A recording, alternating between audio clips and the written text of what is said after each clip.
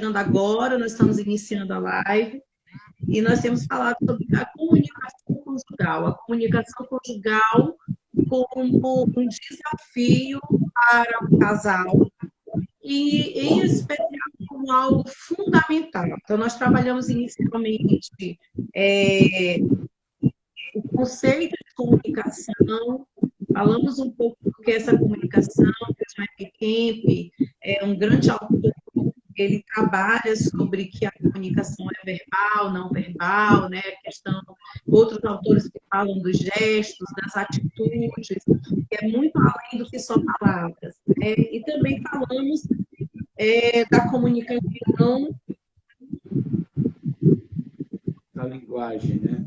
Nós falamos dos idiomas, na verdade, também, que é qual é o idioma do homem, o idioma da mulher, vocês estão trazendo a memória, né? Nós sabemos que o homem precisa ter um idioma para com a mulher de amor, e a mulher tem que ter um idioma para com o homem de respeito. A gente precisa estar afirmando, o homem tem que estar exercitando esse tipo de idioma. E a esposa tem que também estar exercitando o idioma do respeito. E aí, assim, para quem está lembrando, né? A gente até saiu brincando com essa chave. Olha, o idioma do amor para o homem, ser o homem falar amorosamente, e o idioma do respeito para a mulher, né? Que é um ciclo, né? Nós estudamos um livro que é muito interessante, que é Falar e Ouvir. E esse livro, ele traz, né, de um autor muito interessante, que ele fala sobre exatamente isso, do amor e do respeito. E aí, assim, hoje, a gente explorando um pouco mais o livro de Paulo e Railca, a gente descobriu que eles também têm um livro bem semelhante, que é do mesmo autor, né, que também fala do amor e do respeito. Então, para nós, é realmente a Bíblia trata lá em 1 Pedro, quando se cita, né, em Efésios, né, 22, que fala do respeito e do amor do marido, amar a esposa, e da esposa respeitar, estar submissa ao marido. Amém? Agora, Paulo e Railca podem estar se apresentando. Deixa eu ver para os comentários. Boa noite, amado. É uma alegria poder participar dessa live com vocês, contribuir. Eu sou a Railca Paulo. Eu sou o Paulo da Railca. Nós somos casados há 16 anos. Nós somos pais do Thales, da Raíssa e da Sofia. Para a glória de Deus, né, que conhece a nossa história, entende por que a gente... Nós somos casados para sempre. Amém. Glória a Deus. Queridos, é muito legal essa introdução em que vocês mencionaram autores, né, como Gary Chapman e Emerson Egerich, que foram muito, Jaime Kemp também, são fontes, né, para o conteúdo do nosso livro, mas eles também foram bastante importantes no nosso processo de restauração como casal, né? Quem conhece a nossa história sabe que, infelizmente, a gente cometeu muitos erros, né? Nosso casamento, infelizmente, quase culminou no divórcio, mas, felizmente, para a glória de Deus, né? Nós fomos restaurados e já ali nos últimos meses do nosso processo de restauração, que durou aí 4 anos, eu ganhei de presente o livro do Emerson Egerich, nós ganhamos de presente Amor e Respeito.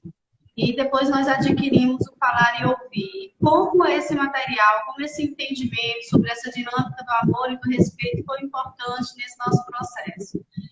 Inclusive, tanto esse conteúdo do livro do Emerson Egerich, como também o conteúdo do livro do Gary Chapman, né, dos livros do Gary Chapman, que falam das linguagens do amor e das linguagens do perdão, são conteúdos que eu vou mencionar no meu livro, Nadador da Traição no Casamento. Quem conhece a nossa história sabe que nosso casamento foi ferido por essa ferida mortal, que é o adultério, né, que é essa quebra da confiança, que tem tudo a ver com falta de comunicação, certo? Isso que é importante mencionar. Então, eu nesse meu livro, por andador da traição no casamento, eu vou justamente mencionar esses autores, mencionar esse conteúdo que foi importantíssimo, eu diria até que imprescindível, para que nós pudéssemos nos comunicar melhor, que nós pudéssemos alcançar a restauração do nosso casamento. Porque são autores cristãos, são conselheiros bíblicos já há mais de 30 anos, conselheiros de casais, são pessoas já experientes no aconselhamento, né, e que trouxeram esperança, né? Nos livros deles, eles costumam contar histórias de casais, né, que praticaram, que entenderam esses princípios, praticaram esses princípios, e como isso foi importante e determinante para que eles pudessem melhorar o relacionamento e, na verdade, crescer no relacionamento. Olha, gente, tem um alicerce, né? Eu gosto muito de trabalhar o que a gente ensina, né, o que a gente aprendeu com um alicerce, um fundamento. Tem uma frase de um líder nosso que para mim é muito poderosa, né? Antes de você falar em transformação, né, o que é transformar? É você mudar a forma de alguma coisa. Mas antes de você transformar, você precisa transfundar. Você precisa trabalhar com fundamento, com alicerce. Uma das coisas que o nosso trabalho está alicerçado é justamente trabalhar com fundamento. Nós queremos colocar realmente um alicerce sólido, né? A gente sabe qual que é esse alicerce, que realmente é Jesus, é a palavra de Deus, para que a igreja caminhe em cima desses alicerces. É engraçado que o salmista, ele inclusive diz o seguinte: retirados os fundamentos, que poderá fazer o justo, né? Então, a gente gosta de trabalhar. Então, com relação à intimidade conjugal, com relação à comunicação, com relação a relacionamento, existe um alicerce que é poderosíssimo. E Deus ele já estabelece ele lá em Gênesis, capítulo 2, versículos 24 e 25. Né? Mas no 25 eu quero dar ênfase aqui, quando Deus ele fala o seguinte: o homem e sua mulher estavam nus e não se envergonhavam. Então, o alicerce da intimidade é a transparência, é a verdade, é a integridade. Né? Os alicerces de uma boa comunicação realmente é um coração puro, é um coração realmente disposto a ter um pacto e um compromisso com a verdade. Né? Qualquer casamento, qualquer relacionamento, qualquer processo de comunicação que visa, né, que negligencia esse princípio, ele é um processo, ele é um relacionamento que vai estar fundamentado em manipulação. Isso não vai estar fundamentado em amor, não vai estar fundamentado na verdade, e a gente sabe que a verdade ela é a porta da liberdade. Né? Se você não tem nada estabelecido em verdade e transparência, você não vai atingir o bom caminho. Como a Rayuka bem falou, infelizmente eu quebrei esse princípio nos primeiros anos do nosso casamento. Né? Isso culminou com o quê? Culminou com uma série de crises, culminou com uma série de problemas, não só na comunicação, mas em várias áreas da nossa vida. Isso culminou com o quê? Com feridas terríveis, né, nos nossos relacionamentos, mas principalmente, né, o pior prejudicado fui eu, porque eu permaneci realmente preso em cadeias de pecado, eu permaneci preso realmente ali, sem que Deus pudesse agir realmente na minha vida e me levar realmente para a liberdade. Então, eu queria começar realmente esse tempo estabelecendo esse fundamento poderosíssimo. Não existe intimidade sem verdade. Não existe amor sem verdade. Não existe liberdade sem verdade. Não existe casamento que possa resistir a um ambiente sem a verdade. Então, esse é um princípio, um fundamento inegociáveis em qualquer processo que você fala de intimidade, de relacionamento, de casamento, mas principalmente também de vida com Deus, né? O conteúdo, né, que a gente vai falar nessa live, daqui a pouquinho, podem fazer as perguntas, a gente vai deixar para vocês comentarem, mas está no nosso livro Construindo a Verdadeira Intimidade Conjugal. Fazer a propaganda aqui também. Comunicação, é o capítulo 4, né? O desafio da comunicação na intimidade, né? E como o Paulo bem falou, né? O fundamento para a intimidade, para principalmente a verdadeira intimidade conjugal, é justamente essa transparência, essa verdade. Enquanto a comunicação não está funcionando, quando há ruídos, geralmente é porque esse fundamento, que é a verdade, ele não foi colocado. Né? Muitas vezes a comunicação vai ser superficial, não vai acontecer, porque um dos dois pode estar querendo esconder alguma coisa. Quem está escondendo alguma coisa, faltando com a verdade, vai fugir de intimidade. Então, vai ter uma comunicação superficial, e é sobre isso que a gente vai falar. Bem, dentro desse contexto, né, de comunicação, eu não sei se vocês vão perguntando ou a gente vai falando e vai interagindo. Como é que vocês querem fazer? Não, fique à vontade. Fique à vontade. Eu só quero dizer para as pessoas que estão aqui conosco, nos acompanhando, que nós estamos já discutindo sobre a comunicação, já trazendo informações sobre a comunicação para quem entrou agora, a comunicação conjugal. E o quão importante e fundamental é. Estamos com Paulo e Railca, que são da Jocum Brasil, que são também líderes fundadores do movimento Sexo Sem Cativeiro. Inclusive, nós estamos fardados aqui, ó, na nossa camisa, nós tivemos o privilégio, uma oportunidade de Deus de participar desse seminário. E, assim, nós fomos muito edificados, nós estamos replicando tudo que vocês nos passaram naquele seminário, e com os livros que nós temos aqui, o meu está todo marcadinho aqui, o nosso, né? O meu e do Alan, a gente vai lendo, vai marcando, e tem trabalhado nesses dias também sobre esse assunto com os casais. E como o Paulo falou, é importante, é fundamental a comunicação quando se trata de intimidade. E aí, aproveitando, eu queria que vocês falassem exatamente sobre esses níveis de comunicação que vocês abordam, trazem nesse livro. E quem quiser fazer pergunta, vai deixando aqui nos comentários, que o Alan aqui é mais atento do que eu, porque eu sou mais elétrica. Então, ele vai olhando aqui, a gente vai copiando e passando aqui para vocês, tá certo? Amém. Uma coisa que é interessante, né, para os casais que estão ouvindo a gente aí, a comunicação, ela vai ajudar os casais num diagnóstico sobre a sua intimidade. Normalmente, um casal que conseguiu construir, né, realmente a intimidade, um casal que construiu, tem construído realmente um relacionamento alicerçado na verdade, consegue realmente deixar que a outra pessoa acesse o seu núcleo mais profundo, que são suas emoções, seus sentimentos, seus pensamentos, suas crenças realmente, você vai perceber isso na comunicação. Então, falar desses 5 níveis agora é muito rico, porque eu quero que os casais façam esse diagnóstico, né? Eu quero que eles pontuem realmente qual é o nível, porque o nível da sua comunicação vai indicar qual é o seu nível de intimidade com o seu cônjuge. Já tem gente dizendo aí que está no nível 5 da comunicação, que acabou de ler o capítulo aí, já tem gente dizendo que está no nível 5. Amém. Mas antes de entrar até nos níveis, eu queria pontuar algumas atitudes, tá? Que são muito importantes, antes de entrar até nos níveis. Tá? Então, só recapitulando.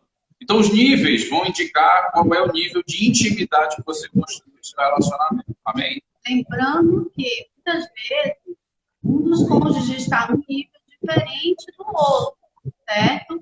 Mas, voltando aqui àquela base, fundamento da palavra, né? Que a gente mencionou no começo, que é Gênesis 2, 25, vai dizer: o homem e a sua mulher estavam nus e não se envergonhavam. Muitas pessoas associam esse versículo à sexualidade, desde corpos, mas, na verdade, né, há uma verdade espiritual poderosa por trás. Na verdade, eles estavam nus, uma nudez de alma, eles não tinham vergonha de quem eles são de verdade, de quem eles eram de verdade.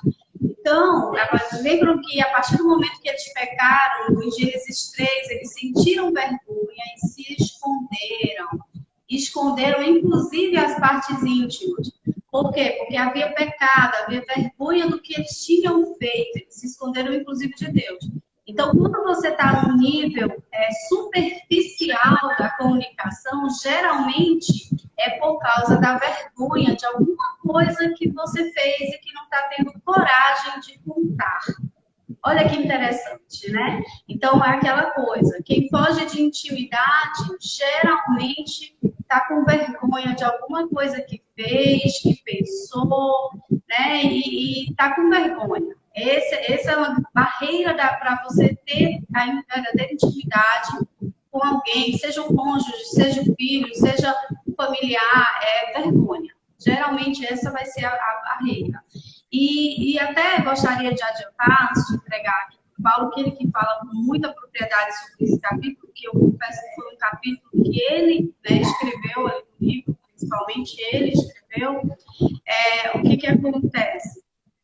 Há uma chave para você vencer essa barreira chamada vergonha, revelada também ali na palavra, em Hebreus 12, né? Em que nossa inspiração, para quem nós devemos olhar sempre, para Jesus e como ele lidou com a vergonha.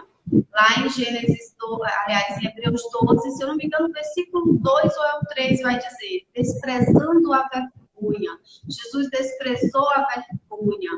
Então, é assim que você vence a vergonha, despreze a vergonha, tenha coragem de ser autêntico, de ser verdadeiro, de ser íntegro no seu relacionamento. Amém. E, então, assim, falando até antes de entrar nos níveis, eu quero falar um pouquinho de algumas atitudes. Eu não vou falar de todas, eu vou falar de duas aqui que eu considero muito importantes. A primeira delas, e muito significativa, é o ouvir ativo. Gente, como dá problema na comunicação conjugal quando os cônjuges não exercitam essa questão do ouvir ativo. Paulo, o que é o ouvir ativo? De uma maneira prática, de uma maneira que a gente possa trabalhar no dia a dia.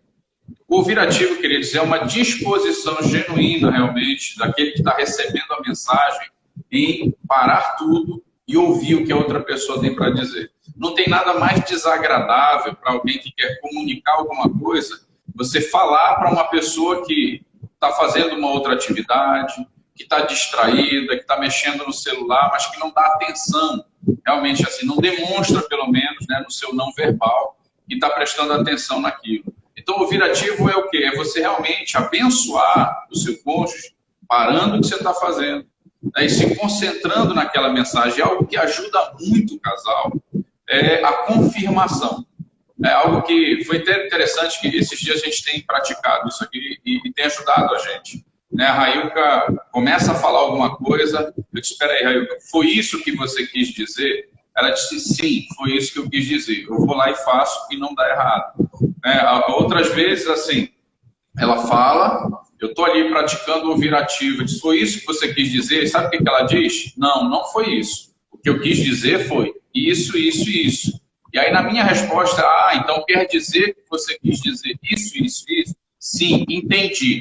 Aí vai lá e faz. Isso vai dirimir muito o conflito conjugal. Então, eu queria recomendar realmente que os casais praticassem o ouvir ativo. Uma outra questão que eu acho muito interessante... Paulo, rapidinho, não perde o teu pensamento, mas isso acontece muito com os homens. Como as mulheres, em geral, né, não é regra, mas na maioria as mulheres falam mais, né? Eu não, né? Como a maioria das mulheres falam mais, os homens têm uma tendência também a não dar muita atenção. Às vezes a gente fica assim, implorando por uma atenção. Tem muitas mulheres que com certeza estão nos ouvindo agora, que ficam pedindo, ficam reclamando, ele não me dá atenção, ele não para me ouvir. E isso é muito importante, a gente, né, frisar aí com os casais que é importante dar atenção a esse ouvir, a essa comunicação. Às vezes eu até costumo dizer, isso aconteceu muito com a gente no nosso casamento. Eu queria dizer uma coisa e, na verdade, eu não dizia o que eu queria, eu dizia uma outra coisa contrária. Tipo, eu queria dizer sim quando eu queria dizer não, para alguma situação que estava acontecendo. Eu não era clara, né? Porque aconteceu muito isso, porque eu não me sentia ouvida. Então, uma coisa que eu queria dizer, eu acabava não dizendo, né? Então, isso, né, às vezes frustra muito no casamento, frustra muito na relação a dois, porque, principalmente para a mulher que tem a idealização romântica, né? Também da escuta, da atenção. É interessante. Esses são os ruídos. São ruídos na comunicação, né? Geralmente, quando o desgaste já começou desde o começo desse relacionamento, aí essa falta de confiança nesse ouvir ativo do outro faz com que a mulher, principalmente, ela passe essas mensagens contrárias. Ela está sentindo uma coisa, mas ela diz outra. É como se ela desejasse que o cônjuge desse alguma atenção. Adivinhasse, né? Mas é verdade, mas justamente porque não houve, talvez, anteriormente, essa receptividade, essa disposição a ouvir, essa abertura para receber sem julgamentos, que é uma coisa que a gente vai trazer também daqui a pouquinho. Que é interessante nisso, né, que você falou do problema e falou da solução. Porque eu percebo assim, a gente não está aqui para dizer que a gente acerta, tá? A gente acerta mais hoje, mas ainda tem um longo caminho pela frente. Graças a Deus agora tem entendimento. Mas o que eu percebo, por exemplo, que a mulher fala mais justamente porque o homem dá menos atenção. Se o homem prestasse atenção da primeira vez, ela falaria menos. Ele teria mais carinho e teria mais afeto. Eu tiro pela Rayuca, que às vezes a Rayuca tem que repetir 3 vezes a mesma coisa. Eu estou ali desatento, eu estou concentrado em alguma coisa, eu tenho que parar e praticar, exercitar essa questão do virativo. Quando eu consigo, ela não precisa mais repetir, entendeu? Então, assim, o virativo ele vem trazer exatamente isso. Essa cura para essa questão, essa problemática dentro da comunicação conjugal. E um detalhe é que geralmente a mulher começa a perder a paciência e o respeito, né? Ela fala a primeira vez. E começa o ciclo, né? Na segunda vez ela já sobe o tom, aí na terceira vez o marido já acha que ela está gritando, ela só está sendo mais empática, mas o marido já interpreta o quê? Como grito, como desrespeito, e aí começa o quê? A discussão, o atrito.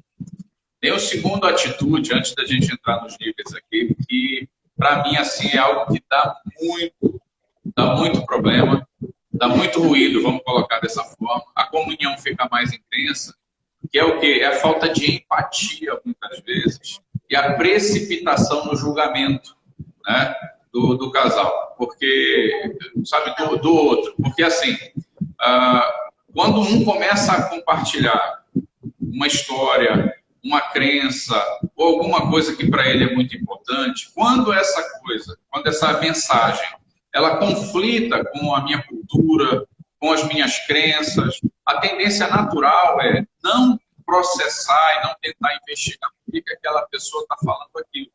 O que normalmente o casal faz? O que está recebendo a mensagem faz? Ele rapidamente, sem pensar naquilo que a pessoa está dizendo, ele já refuta a ideia. E ele entra na defensiva e começa a realmente até atacar. Isso gera muita tensão no casamento. Então, o que seria essa empatia, né? Esse equilíbrio? É você dar ao outro realmente o benefício de compartilhar o que ele pensa, sem julgamento, né? Ainda que aquilo te confronte num primeiro momento. Peraí, por que você pensa assim? Por que você chegou a essa conclusão? Fale um pouco mais para eu entender o seu ponto de vista. Mas normalmente não é isso que acontece, né? O que acontece é o quê? A pessoa vem e começa a dizer, olha, eu vou pontuar algo aqui, a gente não vai entrar nesse assunto, mas eu vou pontuar. Quando se fala, por exemplo, de política, né? Às vezes ela tem um partido político, ele tem outro, né? Isso gera muita tensão. E às vezes só o fato dele mencionar o partido político dele, ela já se fecha. Não é verdade?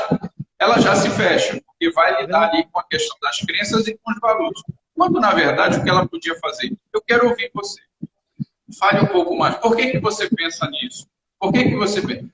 Qual é a fonte disso? Vamos lá. Aí ele vai falando, ele vai pontuando, e o que acontece? Ele pensa, entendi o seu ponto de vista. Entendi o que você quis dizer. Mas, né, eu posso pontuar o que eu acho disso? Pode. Aí você pontua, você explica. E qual é o ponto aqui? Quando não existe essa disposição, eles não esgotam o assunto, eles esgotam um ao outro. Não é verdade? Agora, o grande ponto da comunicação, qual é? Conjugal. É você, não só conjugal, mas toda, é você esgotar o assunto, mas não esgotar o outro. Né? Então, é isso. Então, essa empatia, né, é você ouvir a outra pessoa, se colocar realmente no lugar dela, você entender por que ela pensou isso, por que ela chegou a essa conclusão. E olha que riqueza, quando você tem essa disposição, você tem isso, né? Quando você tem essa disposição, você faz isso com o seu ponto de vista. Você amplia. Então você ganha mais base, você ganha mais entendimento, você se torna até mesmo mais sábio, né? Você ganha uma perspectiva diferente da sua. Agora, gente, é fácil fazer isso? O Roberto está até dizendo aqui, é um desafio mesmo. Gente, é um desafio. Né? Mas assim, o que eu posso pontuar é que se nós tivermos essa humildade, além de mais inteligentes, né, nós vamos diminuir a tensão realmente no casamento. Né? Então, o que a gente está pontuando é algo que você, como casal, né, nessa live, o que eu acho interessante é você pegar o que está sendo compartilhado e você meditar com a sua esposa.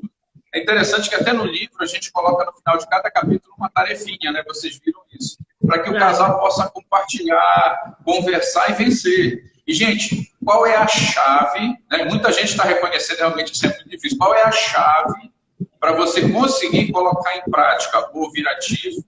Qual é a chave para você colocar a empatia? Né? E todas as outras questões que são atitudes importantes. É a humildade. Sabe? Se você tiver humildade, se você tiver quebrantamento genuíno e verdadeiro, né, você vai trazer paz para o seu casamento, para a sua comunicação. Agora, qual é o maior opositor da boa comunicação? É o orgulho. Né? E é interessante que o orgulho, ele é a autossabotagem da pessoa. Porque o orgulhoso, ele é o maior opositor do tratamento que Deus quer fazer na vida dele. Né? Ele se sabota, ele se derruba, ele não muda e ele não deixa ninguém mudar. Né? Ele é realmente ali o princípio das dores e a grande tribulação, né? Na vida do outro. Né? Verdade. Você vê isso, o orgulhoso ele é isso. Né? Então o grande problema, queridos, não é a comunicação, o grande problema é o orgulho. Ou a grande bênção é o quê? É a humildade. Né? Se você for humilde, quebrantado, rapaz, o seu casamento vai ser uma bênção. Se você for orgulhoso, o que vai acontecer? Você vai trazer realmente muito mais tensão e preocupação. Não é verdade? Uma outra atitude, né, que pode atrapalhar muito a comunicação é quando você começa a se comunicar de uma forma em que você faz com que o outro se sinta atacado. Quando você ataca a identidade do outro, ao invés de você tratar do assunto em si. Por exemplo, né, às vezes,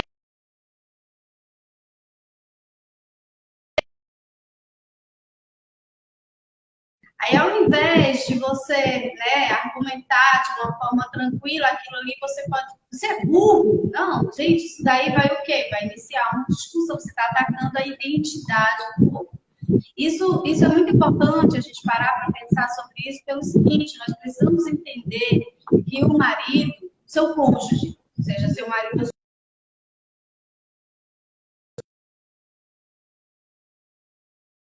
a pessoa mais importante da sua vida.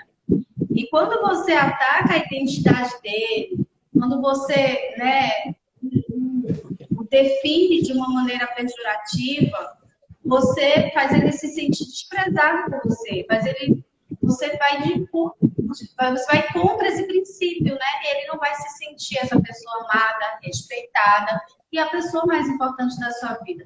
Então, na comunicação, é preciso ter muito cuidado para não atacar o outro, entendendo que, na verdade, né, nessa questão do marido e da esposa, vocês não são inimigos, vocês precisam entender que vocês estão do mesmo lado, né? Vocês devem trabalhar juntos para fazer esse projeto tão maravilhoso que é o casamento, a família de vocês, funcionarem muito bem. O grande problema da sociedade de hoje é o quê? Famílias disfuncionais, casamentos disfuncionais. E é justamente o papel do papai, da mamãe, do marido e da esposa fazer esse casamento funcionar. Por isso que a comunicação, a boa comunicação é imprescindível nesse processo. Tem um ponto importante, não sei se você quer perguntar, mas a Tamara fez uma pergunta que eu achei interessante. Tem uma pergunta aqui, quando se está ferido e o silêncio, a Samara mesmo, quando se está ferido e o silêncio reina no momento errado, muitas pessoas usam essa estratégia, eu vou silenciar, eu vou me calar, porque senão vai confrontar. Mas antes de vocês responderem esse ponto dela, eu só queria lembrar aqui, colocar um ponto, que quando a gente vai com humildade, a gente vai desarmado, né? Porque, às vezes, nesse relacionamento, quando está esse ruído terrível na comunicação, quando nós vamos discutir um problema, a gente já traz assim, hoje à noite a gente vai conversar, um exemplo. Hoje à noite a gente vai conversar. Aí a pessoa já se prepara todinho para quando chegar, em vez de conversar, fazer a brigar, né? Então é bem complicado. É interessante lembrar da humildade realmente. Então ela pergunta, né? E quando se está ferido, o silêncio o silêncio reina, isso é errado? Pronto, depende. Porque o silêncio, de uma forma positiva, ele precisa ser usado para quê? Para você exercitar um pouco o domínio próprio, né? Você exercitar ali um momento de reflexão, mas é muito importante, se você precisa de um tempo de silêncio, você comunique ao seu cônjuge. Isso é a parte positiva, né? Então, você foi ferido, você não está bem, você comunique, olha, eu não estou bem, eu fui ferido com essa questão, eu preciso de um tempo para pensar, para dominar essa questão até mesmo das minhas emoções. Se a gente conversar agora, eu não vou ser racional, eu vou ser totalmente emocional, então eu preciso de um tempo. Então eu vou ficar em silêncio aqui um dia, talvez 2 dias, mas assim, não é uma atitude contrária a você, realmente é um tempo que eu preciso para processar isso. Isso é positivo, tá? Agora, qual que é o lado negativo do silêncio? É quando um dos cônjuges, ele usa o silêncio para manipular o outro, né? Ele não comunica, ele simplesmente, o que ele faz? Ele ataca a outra pessoa com o silêncio dele, né? Isso é uma ferramenta do orgulhoso. Eu vou dar um exemplo bem rápido aqui. Um amigo nosso, um pastor lá de Curitiba, ele tinha o silêncio como uma arma de manipulação dele. Era a arma secreta dele. E ele se casou, né? E ele teve uma tensão com a esposa ali, já com 2 semanas de casado, eles tiveram a primeira tensão. Eu acho que até demorou, não foi? E o que aconteceu? Ele usou a arma secreta dele. Ele usou o silêncio. Simplesmente ele ficou 15 dias sem trocar uma palavra com a esposa. Só que, diferente das outras vezes, a esposa não cedeu. A esposa deixou ele em silêncio até que ele a procurasse. Como ele viu que não deu certo, o que aconteceu? Ele procurou a esposa e ele disse o seguinte: ei, você não vai vir falar comigo? Por que você não vem falar comigo? Aí ela respondeu para ele: porque eu pensei que eu tinha casado com um homem, mas eu vi que eu casei com um menino, né? Então, naquele momento, o que ele percebeu? Ele percebeu que a arma secreta dele não ia colar com a baiana lá que ele casou. Era, na verdade, meninice. Era, manipulação. Na verdade, manipulação. Então, a gente precisa ter esse discernimento, né? Quando o silêncio, ele cumpre um propósito, né, de reflexão, né? Muitas vezes você está apaziguando a sua ira, a Bíblia vai dizer: irai-vos, mas não pequeis, ou seja, é natural que a gente se sinta irado, indignado com alguma atitude, alguma situação, e aí você está irado, para você não fazer algo, né, errado, não pecar, como diz o apóstolo Paulo, irai-vos, mas não pequeis, então você pode, né, se recuar e dizer: olha, eu preciso de um tempo.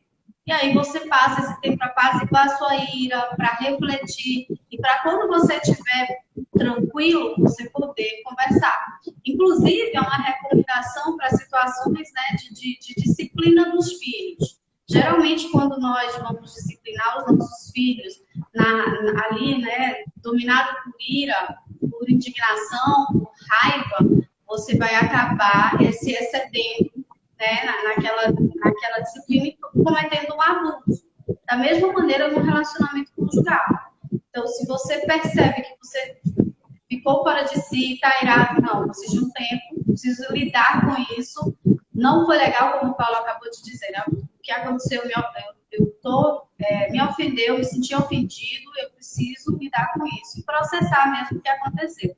Gente, o perdão é um processo e ele vai ter fases, e uma das fases é justamente essa raiva. Então, a gente precisa entender, certo? Que é preciso colocar os limites, é preciso lidar com as coisas, as injustiças, né, de uma maneira correta. O próprio Deus, quando a gente vai ler a história, o Antigo Testamento, o Novo Testamento, o dia do Senhor, né? A ira de Deus, porque chega num limite a impiedade e realmente o próprio Deus vem para, né, julgar, para estabelecer a justiça. Então, muitas vezes nesse relacionamento conjugal, o outro pisou tanto na bola com a gente que a gente precisa, sim, colocar esses limites, deixar claro que aquilo dali está ferindo o relacionamento, que é preciso um posicionamento de mudança. Então, são as tensões geradas, né? Mas a gente precisa, como é que eu posso dizer isso? Enxergar os conflitos como oportunidades para a gente amadurecer o relacionamento e não como algo que vai destruir vocês. O conflito pode ser uma oportunidade para amadurecer, para crescer nesse relacionamento. Atenção, né? A Viviane, uma querida amiga nossa lá do Rio, ela fez uma pergunta que eu achei interessante só com relação a esse tema do silêncio. Olha, você vai perceber quando uma pessoa está tentando manipular ou quando realmente ela tiver um tempo pela postura dela. Né? Porque quando você vê que o silêncio ele é fruto de orgulho, né? A pessoa não te comunica nada, a pessoa simplesmente quer te ferir com aquele silêncio, você vai identificar que isso é uma manipulação. Né? Isso vai ser, inclusive, fruto de imaturidade, de meninice, né? De um dos cônjuges quando faz isso. É uma pessoa de caráter ferido. Quem faz isso tem um caráter ferido. Né? Não é uma pessoa madura. Agora, quando uma pessoa ela é muito honesta com as suas emoções, né? Ela diz, poxa vida, isso aqui feriu meu coração, eu não estou bem, por favor, me dê um tempo, eu preciso pensar um pouco, eu preciso ficar quietinho chorando, né, no meu canto, mas eu vou te procurar. Você vai ver que tem uma disposição à reconciliação, tem uma disposição a resolver o problema, o outro não. O outro, ele quer provar que tem razão. E esse não, eu preciso pensar bem, eu preciso processar isso para que a gente retome esse ponto. Então é assim, Vivi, que a pessoa vai perceber realmente essa situação, né? Se é uma manipulação, você realmente é uma atitude de tempo. Identificando isso, você vê que é uma manipulação, o que você faz? Você mantém sua posição, você não alimenta a autocomiseração, você não alimenta a manipulação, você espera o momento certo ali realmente de ter essa conversa, né? Maduro. Então você procura e diz, e aí, gente, boa, nós vamos ter a nossa conversa agora para poder alinhar, mas não alimente a manipulação. Por outro lado, se você vê que a pessoa está sendo humilde, que a pessoa está quebrantada, que a pessoa realmente quer o silêncio para ela se recompor, o que você faz? Você humildemente, se você identificou que você feriu o seu cônjuge, procure. Humildemente procure, diga, olha só, dá o tempo, né, para a pessoa, mas depois procure o seguinte, olha, eu percebi realmente que eu feri você, eu estou errado, eu quero te pedir perdão, né? Inclusive eu quero ouvir você agora sobre seus sentimentos, como é que você está. Gente, o cônjuge é a pessoa mais importante do mundo, pelo menos deveria ser, na vida do outro cônjuge. Então, assim, essas atitudes vão fazer com que ele se sinta importante. Né? O casamento, gente, é essa ferramenta poderosa de Deus, espiritual, para consertar, queridos, para curar as feridas de uma sociedade. Né? O casamento ele vai criar uma cultura naquela sociedade de responsabilidade, de fidelidade, de honra, né? De compromisso, de maturidade. O casamento ele é uma ferramenta de santificação poderosíssima. Eu poderia dizer o seguinte, olha, o Maranhão, São Luís tem vários problemas com violência, né, com imoralidades. Paulo, como é que resolve isso? Se nós, como igreja, alicerçarmos novamente o casamento, né, do ponto de vista bíblico, né, como essa ferramenta de santificação. Se nós investirmos em casamento, né, o que vai acontecer? Você vai começar realmente a ter resultados consistentes nas famílias e na formação da próxima geração. E isso vai afetar diretamente a igreja e a sociedade. Então, eu realmente encorajo, né? Nós largamos tudo, vocês, né, estão também nesse compromisso de realmente fazer com que as pessoas acreditem novamente no casamento. Né? A nova geração não acredita. Então, o casamento é uma ferramenta, é uma resposta espiritual para problemas sociais. Então, nós precisamos, começando pelo nosso casamento dentro de casa, a gente acertando realmente a nossa vida. E o que acontece? Seguindo em frente nesse propósito de discipular realmente a nação. Amém? Agora vamos entrar nos níveis, né? Está acabando o tempo aí. 46 minutos já está acabando o nosso tempo. Tem que ser rápido agora. Uma questão aqui do silêncio ainda, né? A gente nem chegou, nem passou nem de um nível ainda, mas a questão do silêncio, ele é preocupante quando realmente ele se torna uma barreira entre o casal, porque às vezes o silêncio, dependendo da personalidade da pessoa, vai criando um distanciamento. Nós também passamos por isso, né? Em alguns momentos, quando alguns anos atrás eu queria conversar e ele não queria fazer DR, né? Não queria discutir a relação. E aí isso que fez com que eu me fechasse. Eu disse, se ele não quer conversar, eu também não vou conversar. E isso foi criando um distanciamento entre nós dois. Né? Foi abrindo uma brecha entre nós dois, né? No qual nós fomos muito atacados pelo inimigo. E o interessante é que nós não tínhamos briga, estávamos aparentemente bem. Tudo bem. Vivíamos na igreja o tempo todo, nunca deixamos, normal, mas havia um distanciamento que a gente não estava nem percebendo. Nós não estávamos vivendo a plenitude de uma só carne. Isso é fato. Isso foi fato. Bom, eu gostaria de enumerar rapidinho, se você estiver anotando, né, os níveis da comunicação. Ele está aqui até no livro invertido, vamos dizer assim, né? Como se fossem degraus. Quanto mais alto o degrau, melhor a comunicação. Mas aí começa aqui com o nível 5, que seria o primeiro degrau, na verdade, que é uma conversa superficial, que é aquela conversa só oi, tchau. Não existe realmente diálogo, existe apenas cumprimentos, né? O casal permanece afastado, conversa o mínimo possível, mesmo quando estão realizando tarefas e atividades próximos um ao outro. Ou seja, eles muitas vezes estão perto, mas não estão juntos. Eles não estão comungando um só pensamento, uma só conduta. E muitas vezes é porque eles, quando tentaram conversar, se desentenderam. E para evitar o conflito, né, essa oportunidade de amadurecer, preferem se fechar e não partir para uma conversa mais profunda.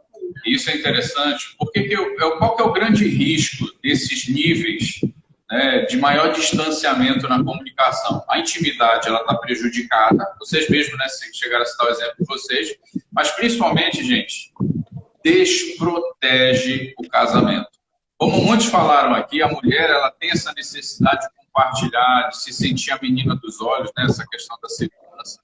E quando o marido não dá essa atenção, ela se sente desprotegida e vulnerável. E muitas vezes vem aí o malandrão da rua e começa a jogar galanteios, e se ela não estiver firme no Senhor, se ela não tiver um coração firmado em Deus, qual que é o grande risco? Ela, infelizmente, ceder a esses galanteios. Então, desprotege. E, por outro lado, ele também. Né? Então, a comunicação, quanto mais profunda e mais íntima, mais protege realmente o casamento. Porque do lado dele é a mesma coisa. Se não se abre, se só tem crítica, se não tem aquela situação, um ambiente de descanso realmente para o casal, o que vai gerar? Aí vem a Gesa, maldita Gesa, e vem ali querendo falar coisas ali para eles doces, e ele vai lá e cai na conversa. Mas nesse nível, né, de comunicação, essa conversa superficial, é porque não existe confiança, então a confiança é muito baixa. Lembrando que, por vezes, né, alguém ali ou os dois estão fugindo de intimidade porque estão escondendo alguma coisa um do outro, ok? O nível 4, que seria esse segundo degrau, né, é quando o casal até consegue se comunicar, ou um deles consegue. Talvez um esteja no nível 5, mas o outro esteja no nível 4. Um esteja ainda na conversa superficial, mas o outro já esteja relatando fatos, contando histórias, né? Então, mas ela ainda é limitada, essa história, né? A pessoa não consegue comunicar juízo de valores com medo de ser rejeitado, sentimentos, porque ainda tem medo de ser rejeitado, né? De como vai ser recebida aquela informação. O nível 3, né, é quando você vence essa barreira do medo de ser rejeitado, você já consegue verbalizar suas ideias e seus julgamentos. Né, para o outro, abrir o seu coração ali, já começa a abrir mesmo o coração para algumas ideias. Quando a gente escolhe sair dessa falsa sensação de segurança que a superficialidade ocasiona, o casal começa a caminhar rumo à intimidade na comunicação. Então, você começar a realmente verbalizar suas ideias, seus julgamentos, sabendo que corre o risco de ser rejeitado, mas correr esse risco, né? E mesmo que seja rejeitado, estando pronto a lidar com o outro não concordar, isso você já está avançando. É aquela questão de desprezar a vergonha, que está lá em Hebreus 12, né? Como Jesus lidou com isso. Lembrando que Jesus nunca teve medo de rejeição, ele falava mesmo, vamos dizer assim, doesse a quem doer. Claro que Jesus era muito sábio nessa questão, ele não falava para magoar, ele falava para confrontar em amor, né? O nível 4, aliás, o nível 2, né? Ele está invertido, só para que dê tempo da gente enumerar todos os níveis. Aí a gente conta o nosso testemunho rapidinho.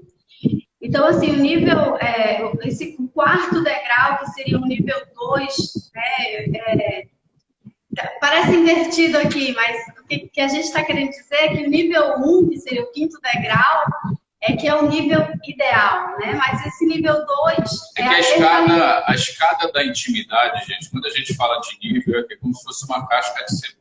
É para dentro. Né? A verdadeira comunicação conjugal, a intimidade conjugal, é revelar as pessoas profundamente. Então, você imagina esses níveis, o quê? Nível 5, 4, 3, 2, 1, é entrando realmente nas áreas mais íntimas da pessoa, mais profundas da alma da pessoa. Então, esse nível, desde a alma, né? Esse penúltimo nível, né, já é bom, porque é a verbalização de sentimentos, de emoções, ainda que correndo o risco de ser rejeitado, de ser muitas vezes desprezado. E o nível 1, que seria o quinto degrau e o ideal, você revela as suas necessidades pessoais e emocionais. E antes de passar aqui a palavra para o Paulo, eu queria dizer para vocês que eu iniciei o nosso relacionamento desde o namoro, desde a nossa primeira conversa, com esse nível 5, revelando emoções, revelando os meus sentimentos, sendo totalmente transparente, né? Realmente cumprindo o princípio que está lá em Gênesis 2, 25. Eu me despi de alma sem vergonha para ele. Contei todo o meu passado, todas as minhas questões, os meus dilemas, e etc e tal. E qual foi a minha surpresa? Eu não fui rejeitada, muito pelo contrário, gerou um sentimento até de desejo de me proteger, né, no Paulo, e ele confiou plenamente em mim. Então, eu plantei essa semente da sinceridade, da verdade, da confiança. Infelizmente, porque o Paulo tinha muita coisa que ele sentia vergonha, e de novo, a barreira da vergonha, ele ficou nesse nível 1 e 2 no nosso relacionamento durante aquele namoro, noivado, foram 2 anos e 8 anos no nosso casamento. Então, foram 10 anos em que eu vivi com uma pessoa que, na realidade, eu não conhecia. Essa arma do silêncio era muito comum, né? Geralmente, quando ele fazia alguma coisa errada e eu confrontava, a maneira dele lidar com isso era ficar de mal comigo, sem falar comigo. Altamente imaturo. E aí, quem era que ia atrás? Então, a gente foi conversar, me desculpe, era eu, né? Eu que estava certa, era que pedia desculpas. Então, a primeira vez que o Paulo teve coragem de me pedir perdão foi 8 anos depois do nosso casamento, quando ele venceu a vergonha, entendeu que ele precisava vir das trevas para a maravilhosa luz, né, e trazer a luz que estava ali escondido, que ele sentia vergonha. E, gente, foi libertador. Machucou meu coração, machucou. Entrei num processo de perdão que durou mais 4 anos aí. Então, nós tínhamos 8 de casados, só quando já estávamos com 12 anos de casados, fazendo ali 13, foi que a nossa restauração se completou. Então, o processo de restauração pode ser que dure dias, meses ou até anos, como foi o nosso caso, mas quando há disposição dos dois, porque perdão é unilateral, mas reconciliação, ela é bilateral, precisa dessa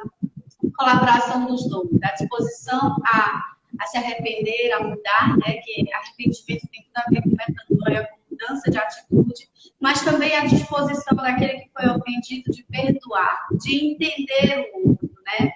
Então, assim, no nosso caso, como eu falei no início, Nosso casamento foi ferido pelo pecado sexual. E em 1 João 1,9... Correndo, sim. Okay. 1 João 1,9 vai dizer que se confessarmos os nossos pecados, Ele é fiel e justo para nos perdoar e nos purificar de toda injustiça. E confissão significa comunicar, significa falar. Liberdade. Primeiramente para Deus, para o Espírito Santo, claro, mas para quem você feriu. Você chegar, confessar, pedir perdão. E assim, uma coisa muito importante que eu queria falar aqui agora, né? Paulo tinha uma questão com a compulsão sexual. E ninguém nasce com compulsão sexual. Foi uma construção. E ouvir a história dele, entender como se construiu aquele comportamento, a verdade sobre quem ele era, quem ele se tornou. E foi muito importante para que eu pudesse crescer em misericórdia no nosso relacionamento, em graça no nosso relacionamento. E citando ainda 1 João 1, a partir do versículo 5, diz que se nós andarmos na luz como Ele, Jesus, Deus, na luz está, nós temos comunhão uns com os outros. Então, andar na luz é justamente comunicar um ao outro a verdade, ser íntegro, ser verdadeiro. Gente, esse é o princípio. O nível de comunicação ideal é justamente o 5 que vai falar, o nível 1, na verdade, que é esse 5º degrau, que vai falar justamente de você ter a coragem de comunicar suas emoções, de comunicar os seus sentimentos, as suas necessidades pessoais e emocionais, mesmo correndo o risco de ser rejeitado. Amém? Eu não sei se dá tempo agora, mas eu vou salvar a live. Eu vou salvar lá na nossa página do YouTube, Sexo Sem Cativeiro. Vou baixar daqui a uma horinha, está disponível lá, o pessoal pode ver. Mas só para fechar, uma das maiores bênçãos da boa comunicação e da intimidade conjugal, gente, é o descanso que o casal pode alcançar. É você ter aquele estado de confiança e de descanso. Sabe o que é você dentro de um casamento? Você poder descansar porque você confia na outra pessoa. Né? Eu quero encorajar realmente vocês a construírem isso nesse seu casamento para que essa paz seja estabelecida e você possa viver o melhor de Deus, porque casamento é muito bom. É muito bom. Amém. E casamento não é para covarde, não. Amém.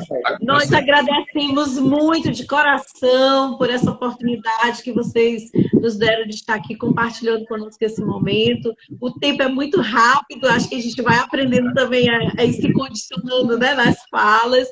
Eu sei que a gente teria muita coisa, mas quem sabe a gente marca um outro momento.